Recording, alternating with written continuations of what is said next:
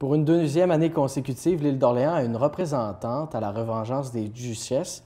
L'an passé, c'était Karine Fortin qui représentait l'île d'Orléans. Et cette année, elle a décidé de passer le flambeau à Marjolaine Turcotte, qui joint à moi à l'instant en studio. Marjolaine, bonjour. Bonjour. Parle-moi un petit peu de la revengeance des duchesses. Comment ça fonctionne, cet événement-là? En fait, la Revengeance des Duchesses, c'est un événement qui a été créé en 2010 suite au fait que les duchesses du carnaval avaient été évincées du carnaval. Donc, c'est un événement qui a été créé pour donner la parole sur la place publique aux femmes, puis pour célébrer la diversité, puis les opinions. Un événement qui met vraiment de l'avant le contenu, en fait, plutôt que le contenant. C'est ça. Et comment ça fonctionne? Là? Il y a des événements qui sont prévus, mais je pense aussi que ça se déroule aussi en ligne. Oui, il y a quelques événements qui se font en personne. Le premier, on a le lancement de la Revengeance. Le 16, on a notre couronnement. Entre les deux, il y a des événements qui sont organisés par des duchesses ou par l'organisation. Entre autres, il y a de la lecture de poésie. Il y a un festival féministe aussi qui va se passer en marge de la Revengeance. Par contre, l'essentiel va se passer vraiment en ligne sur le blog de la Revengeance. Entre le 1er puis le 16, il va y avoir des articles publiés régulièrement, des articles qui ont été créés, écrits de toutes pièces par les duchesses. Donc, il n'y a pas de...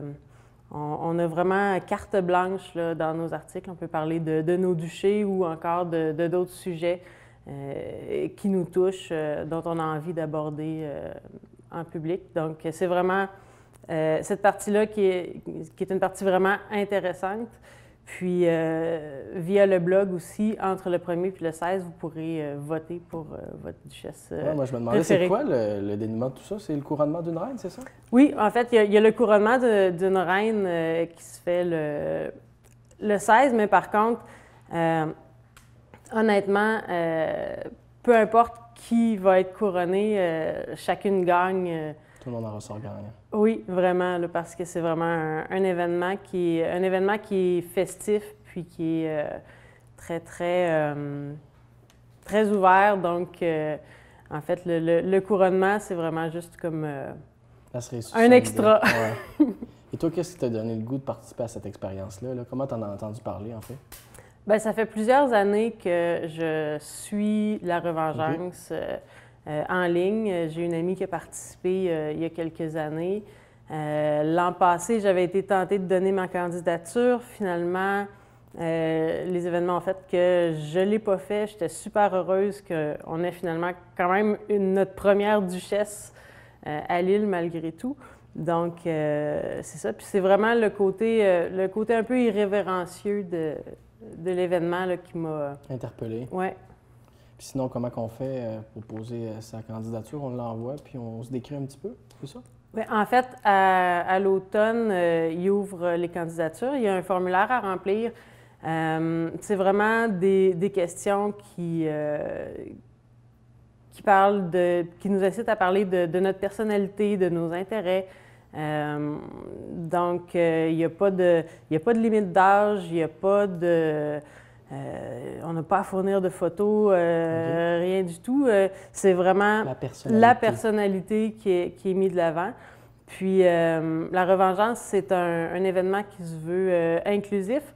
Donc, chaque année, il y a possibilité qu'il y ait un homme qui soit accepté, dont la candidature soit acceptée. Par contre, comme c'est un événement qui est fait pour mettre de l'avant les femmes, parmi les contraintes, il doit accepter de se faire appeler duchesse, comme les autres. D'habitude, on dit que quand il y a un homme, souvent en français, le terme duché, c'est... Oui, c'est ça, ça sera un duc. Un duc, c'est ça.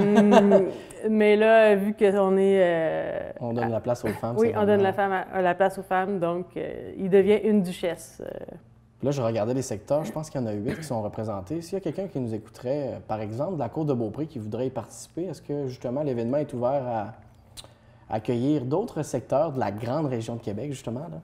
Bien, en fait, il n'y a pas de duché vraiment préétabli. Les duchés se font en fonction du sentiment d'appartenance des duchesses.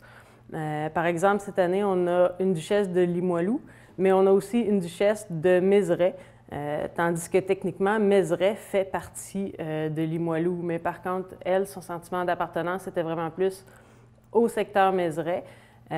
Donc, de la même façon qu'une duchesse cette année et l'an passé de l'île d'Orléans, je ne vois pas pourquoi quelqu'un de la Côte-de-Beaupré ne pourrait pas se présenter. Et là, il faut que les gens votent pour toi à la maison. Comment ils font pour faire ça, là? Oui, en fait, à partir du 1er, c'est-à-dire demain,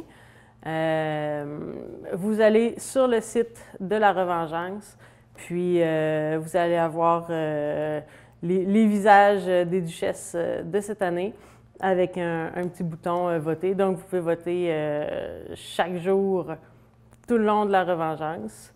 Puis, je vous incite aussi à aller sur la page Facebook de la Revengeance là, pour vous tenir au courant de tous les événements puis des publications. Marjolaine, ça a été un plaisir de discuter avec toi ce matin. Merci beaucoup d'être passée nous voir en studio. C'est moi qui vous remercie.